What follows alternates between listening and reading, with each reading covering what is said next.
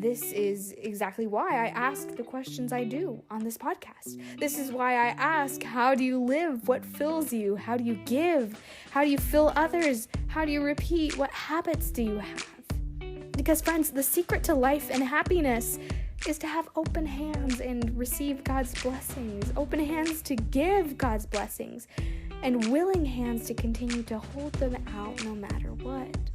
See, if we don't live, we cannot give. If we cannot give, there is nothing spurring us on to repeat, to keep living.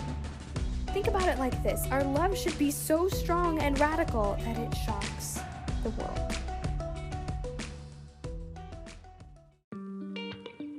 Hey friend, my name is Shira Rodriguez, and I am a Jesus follower, a writer, entrepreneur, and lover of all things boho and books. In this podcast, I want to take you on a journey of discovering yourself, of discovering God, and of discovering your passions and how to make your life beautiful and so full that it overflows into the lives of others. And over here, we're not about compartmentalizing life. Oh no, over here we talk about how to holistically take your life and present it as a place where others can be blessed just by knowing you. Are you excited? I am, so let's jump in. Hello, lovely listeners. What does your week look like? Oh my goodness, mine has been so crazy. I've started working on some projects with my dad, and it feels like there's never enough time. I don't know if you can relate. Probably you can. My eyes, thank God, have been doing so much better, which has allowed me to get back into the grind of things. Honestly, maybe too many things. You know, I'm being reminded with all this craziness that when you're in the busyness of life, the people to see, places to go, things to do, kinds of craziness, it can be so difficult to take time for the little things that mean so much in life. The little cups of coffee in the morning, the cloud watching, the morning walks, the gratitude that wells up in your heart at the sight of a gorgeous sunset.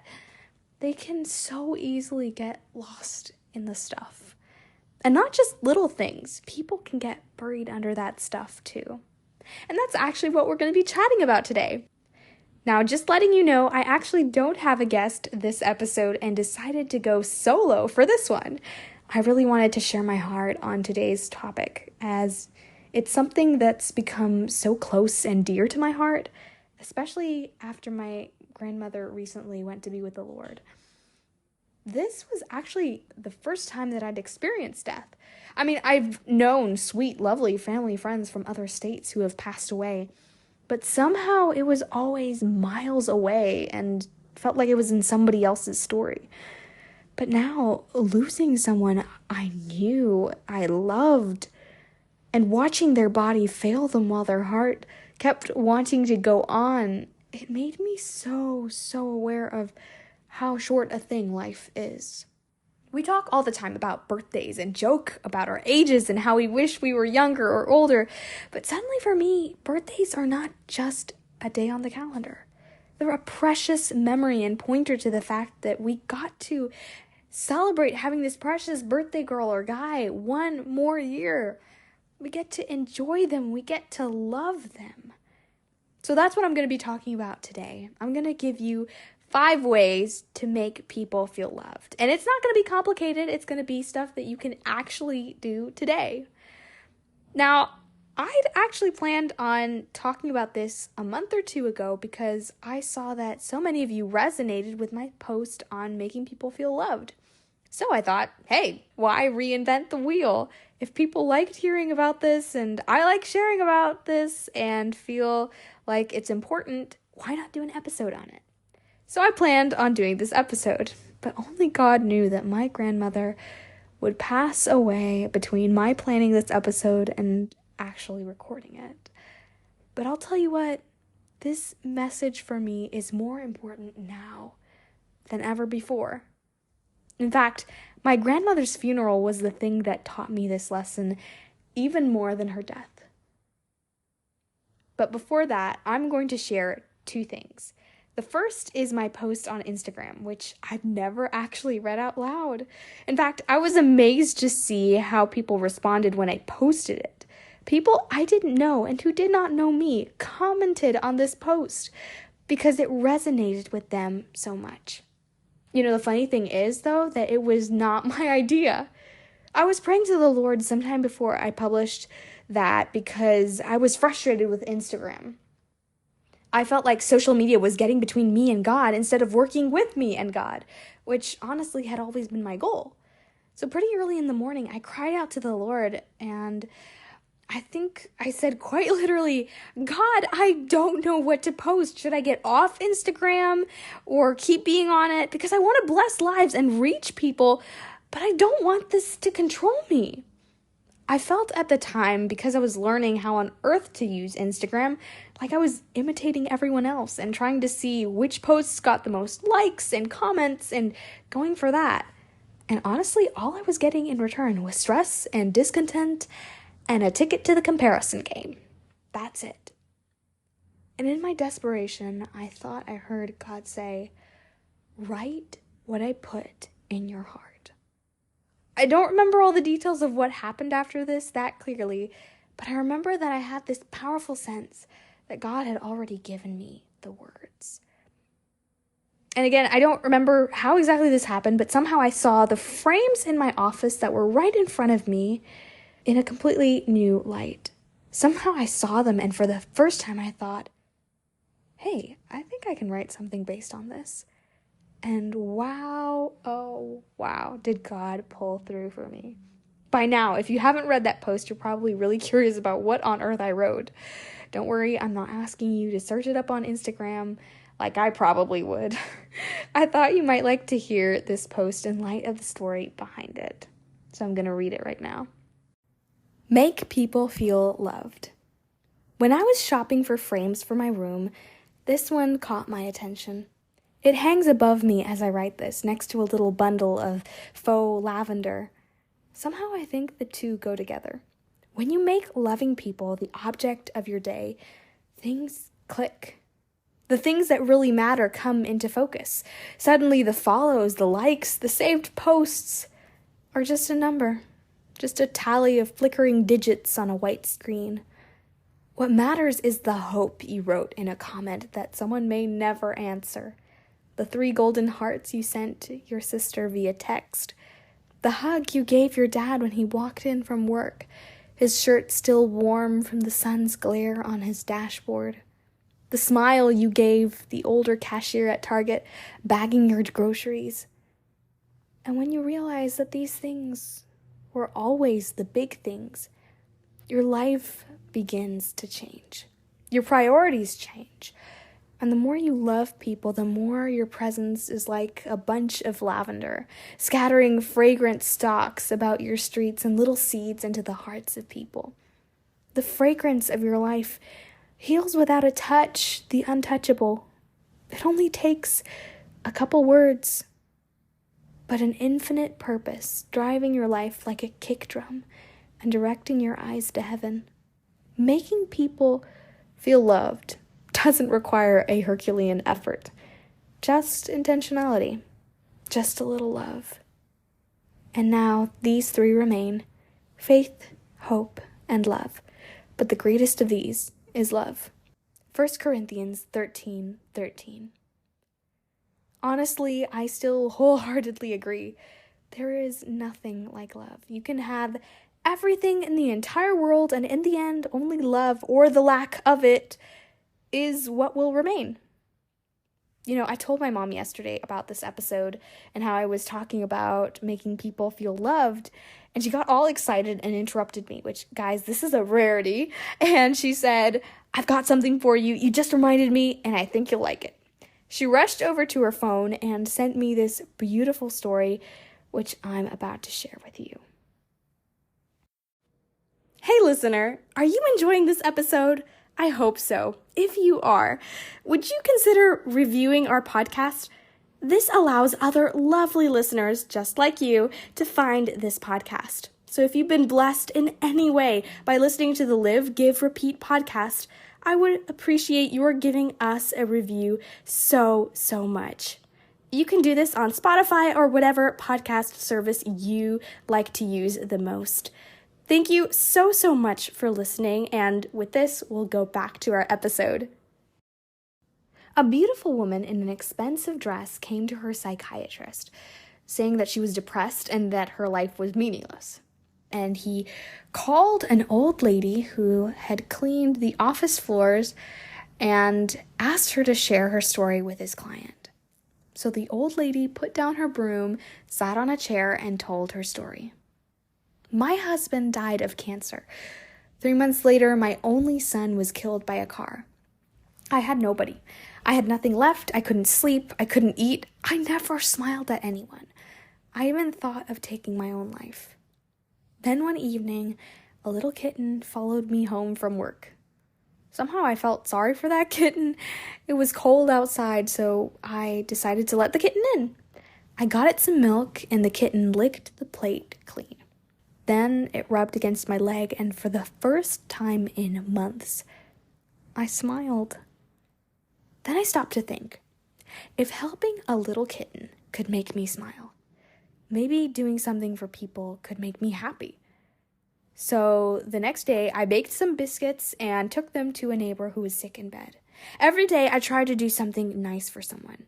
It made me so happy to see them happy. Today, I don't know of anybody who sleeps better than I do. I have found happiness by giving it to others. When she heard that, the rich lady cried. She had everything money could buy, but she had lost the things money cannot buy. The beauty of life does not depend on how happy you are, but how happy others can be because of you. Happiness is not a destination, it's a journey. Happiness is not tomorrow, it's now. Happiness is not despondency, it's a decision. Happiness is who you are, not what you have. And this is the story that my mom sent me, and I thought it was beautiful and so perfect for this episode, precisely because this is exactly why I ask the questions I do on this podcast. This is why I ask, how do you live? What fills you? How do you give? How do you fill others? How do you repeat? What habits do you have? Because friends, the secret to life and happiness is to have open hands and receive God's blessings, open hands to give God's blessings, and willing hands to continue to hold them out no matter what. See, if we don't live, we cannot give. If we cannot give, there is nothing spurring us on to repeat, to keep living. Guys, we were put on this earth to make it more beautiful. We were made in the image of God, to have God's genes, so to speak. We were made to create portraits of God's love in the hearts of the people around us and in our own hearts. Jesus said that people would know we were his disciples if we loved one another, if we mirrored Jesus' heart for others. Like it says in John chapter 13, verse 35. It is what is supposed to characterize us and define us. Think about it like this. Our love should be so strong and radical that it shocks the world. And sweet friends, not only does love make life more fulfilling, love leaves a legacy of love. Seeds planted in the hearts and souls of the people left behind. At my grandmother's funeral, my mom spoke about my grandmother's life, about the love that she had for others, and the way that you would ask her for one bunch of bananas, and she would, I'm not kidding you, bring you 3. The way that she would always have some crumb to give even the handyman who came to fix her air conditioner, or candy for the neighbor's little girl, or a stack of clothes she didn't want that she would send you out of her house with. At her house, the rule was that you did not leave the house empty-handed or empty-bellied. She always had a million friends, whether they spoke her language or not. She planted seeds of love everywhere. And what you plant, you will reap. Oh, and did she reap? The nurse she had on her dying day told my mom, don't worry, I'm going to take care of your mom like she was mine. Another nurse who spent time with her and loved my grandmother took the trouble of coming outside of her work hours and going to the floor in the room where my grandmother was. There was a day where she was assigned to another part of the hospital, but she asked to be assigned to the part where my grandmother was, and she was with her when she passed away. And as my mom spoke, I could attest to the fruit and harvest of her love, because little by little people trickled in until the entire chapel of the funeral home, every row, was full of people there for us and my grandmother. When I saw that, I understood more clearly and poignantly than words could ever have conveyed to me how love is not just a way of life, it is a legacy.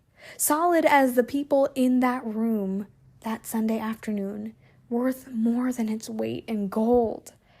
And that's why it's so important for me personally, that I make people feel loved, truly, beautifully loved every moment I can. Am I going to love people perfectly? No way. I'm not God. Only God can love perfectly.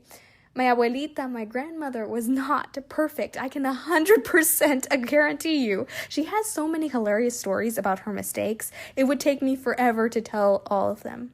But she had that one thing. She loved people. And that's all you need. Can I share a secret with you? I've never actually finished a Read the Bible in a Year plan. Seriously, it has always been so hard for me to keep on track because I get so distracted by all the other wonderful verses in the Bible, especially when I hit the book of Deuteronomy. I don't know if you can relate.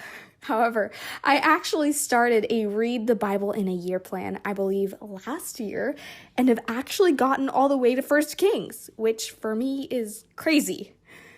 The thing I did differently was to listen to the Bible in audio form using the Dwell app. If you've followed me on Instagram for some time, you know I love the Dwell app. It allows you to listen to the Bible in audio form with customizable voices, versions, and background music or sounds.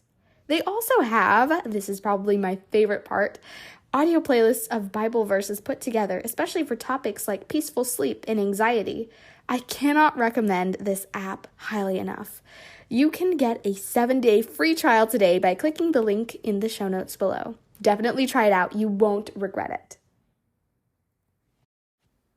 Okay, so are you ready to hear my 5 ideas for how to make people feel loved today? I know I went on for a while, but I really wanted to press and somehow, transmit to you the feelings I've had in my heart for the last month. Because making people feel loved is not something to check off a list. It's a heart thing, like so much in life. Once your heart is in the right place, practically anything can become an act of love. But if you're not quite sure where to start, I'd like to challenge you to try one of these today.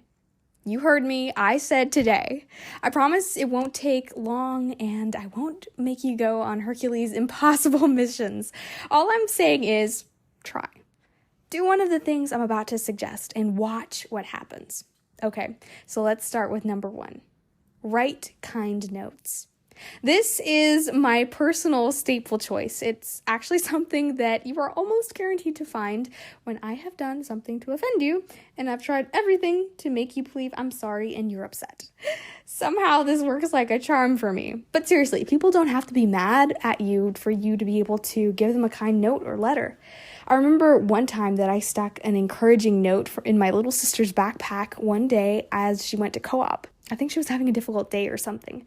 When she came back, one of the first things she said was, "Thank you so much for what you wrote. I felt so happy when I saw it." And she hugged me. It was the sweetest thing and honestly so simple.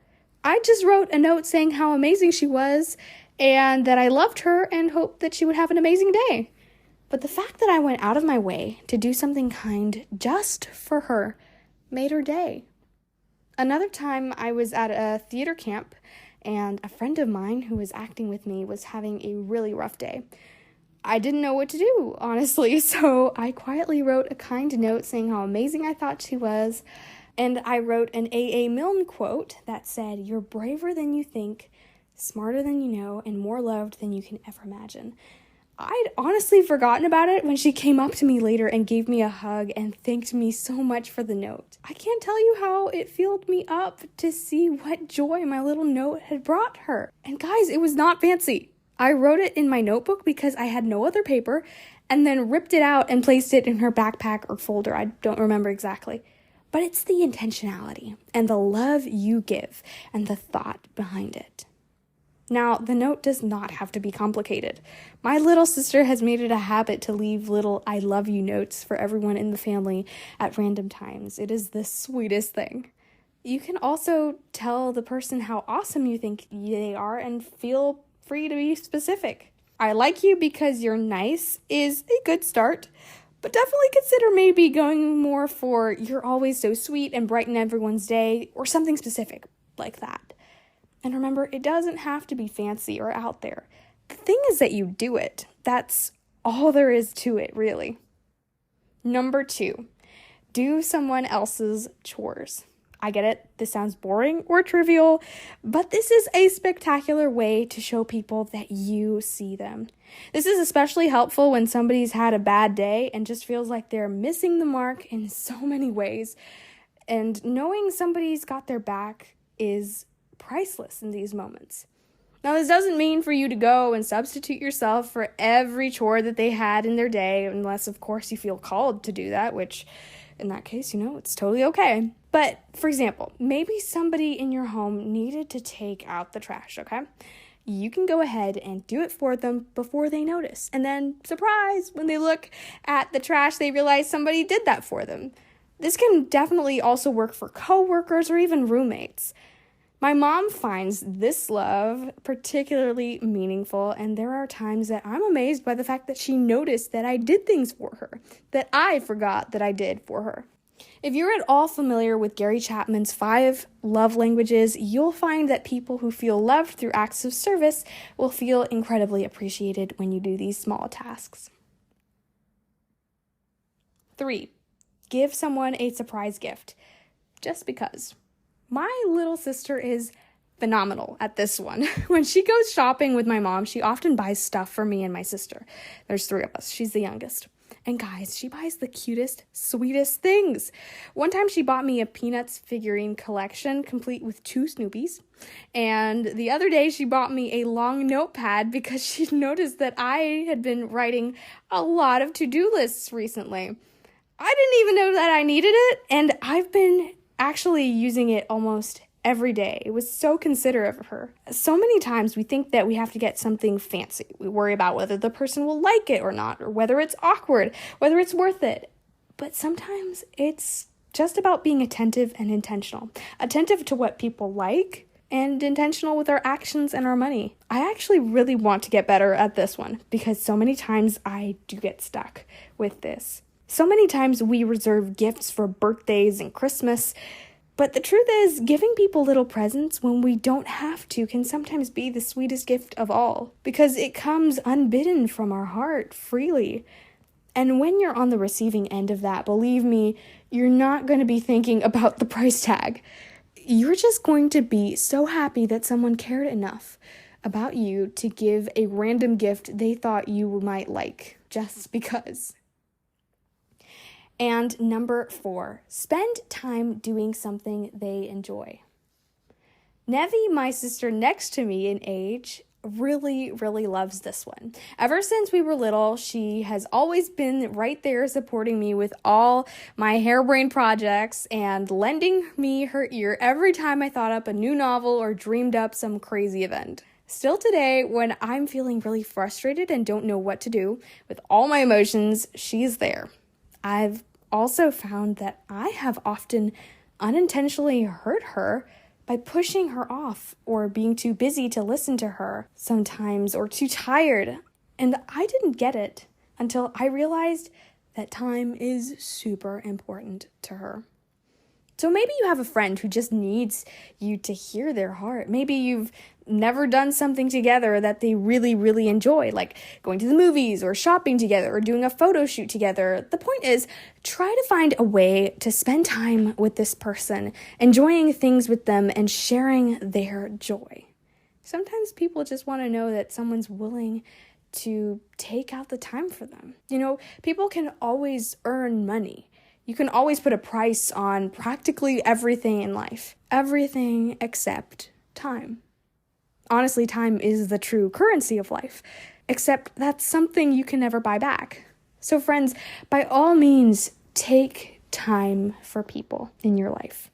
We don't have forever to spend with people here on this earth, just a short time that we're able to enjoy their presence. Savor it, love it. Let people know how much you appreciate them and spend time with them. And lastly, number 5, give people random hugs. This is actually one of my favorites, and as you can probably guess, yes, I am a big hugger. Actually, that's why I love wearing cardigans and sweaters, because they feel like one big, warm, perpetual hug. Obviously, with this one, don't hug somebody if they aren't comfortable with being hugged. But when a friend or even a coworker is having a stressful time, maybe saying nothing is okay. There are times when we do not want to hear advice or anything starting with, well, I think you should. No. Sometimes all we need is sympathy. Maybe a hand to hold, a hug to remind you that you're not alone, a smile, a rub on the back. And this doesn't only apply to stressful situations. Random hugs to make people feel loved is actually a beautiful thing, I think. At my youth group, actually, on the last day of my junior year, we had a project where we wrote sweet little messages and encouragements for each other and then rolled them up and put them in a little jar that I have in my desk because I'm so blessed and moved every time that I read it. And one of my favorite notes was by a girl in my group who said that she always loved being greeted by me because I always hugged her, and it made me so happy, so happy to think that this one little gesture that I honestly never thought about would impact somebody so much. And the most important thing about making people feel loved, is that it has an inevitable domino effect. Slowly but surely, people respond to love. They open up and begin to share with others. It doesn't stop with you. It continues and creates a legacy of love that lives beyond you, that goes places you could never have gone to. You see, love transforms. It's power. It's God's own heart for his people, for the world. So listener, if you take even one of my suggestions today, I can guarantee you that it will make a difference.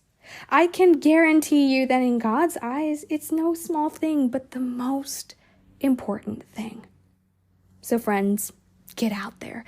And I hope that this has encouraged you to take the next step and maybe love somebody today. Remember, it doesn't have to be huge. Just do something little, but do it with love. Guys, I've been so blessed by being able to have this platform to share my heart with you and these precious stories of all the people who have been able to be on my podcast and speak. Thank you, first of all, to God, who's been so faithful, but also to you guys who bless me by your presence and by listening to this. I hope you know that I love you guys so much. And until next time, sweet friends, continue to live, give, and repeat. Yay! You did it! I'm giving you a huge virtual high five because you just finished another episode of the Live, Give, Repeat podcast. If you'd like to learn more about or connect with us, head over to our website where you can find resources, blog posts, and more. Also, check out our Instagram page for more inspirational content and join our email list for insider secrets. The links are in the description box below. I can't wait to see you there, friends. Until next time,